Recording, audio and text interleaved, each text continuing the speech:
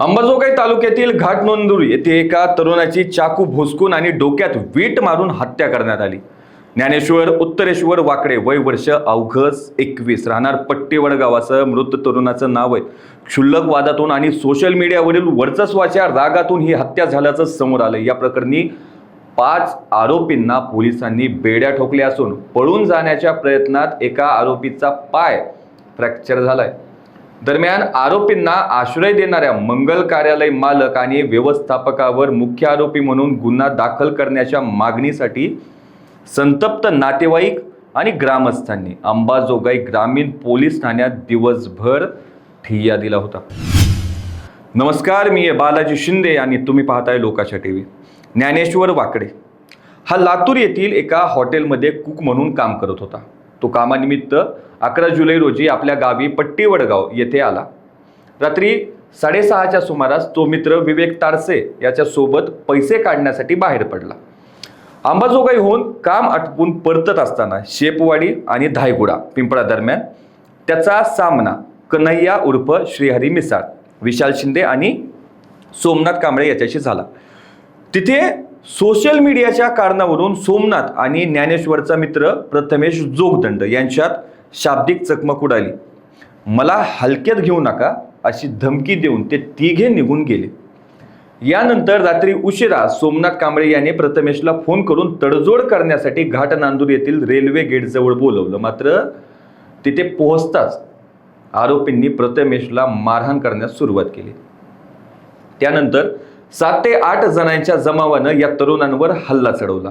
जीव वाचवण्यासाठी ज्ञानेश्वर अण्णाभाऊ साठे यांच्या चौकाच्या दिशेने पळाला। मात्र पाठलाग करून सोमनाथ कांबळे याने ज्ञानेश्वरच्या पोटात चाकू खुपसला। तो खाली पडताच विशाल शिंदे याने त्याच्या डोक्यात वीट मारली, तर गोकुळ इचके याने पाठीवर वार केला।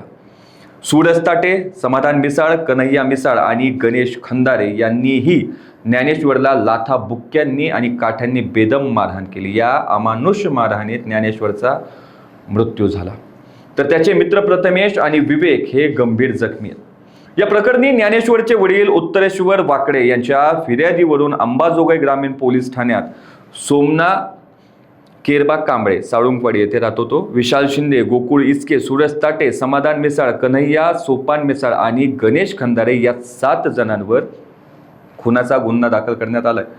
पोलिसांनी तातडीने सूत्रे हलवत घाटनांदूर येथून 5 आरोपींना अटक केली। यातील एका आरोपीने पोलिसांना पाहून पळून जाण्याचा प्रयत्न केला, मात्र भिंतीवरून उडी मारताना त्याचा पाय फ्रॅक्चर झाला असून त्याच्यावर रुग्णालयात उपचार सुरू आहेत।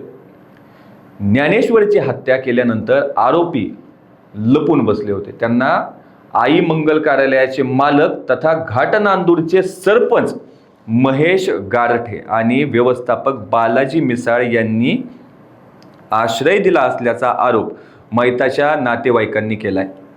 पोलिसांनी आरोपींना याच मंगल कार्यालयातून ताब्यात घेतलं। त्यामुळे आरोपींना आश्रय देणारे गारठे आणि मिसाळ यांचाही या कटात सहभाग असल्याचा संशय व्यक्त करत त्यांना या गुन्ह्यात मुख्य आरोपी करावे या मागणीसाठी ज्ञानेश्वरच्या कुटुंबियांनी आणि पट्टीवडगावच्या ग्रामस्थांनी अंबाजोगाई ग्रामीण पोलीस ठाण्यात दिवसभर ठिय्या आंदोलन केलं। घरातील तरुण मुलगा गमावल्यानं कुटुंबियाचा आक्रोश हृदय पिळवटून टाकणार होता।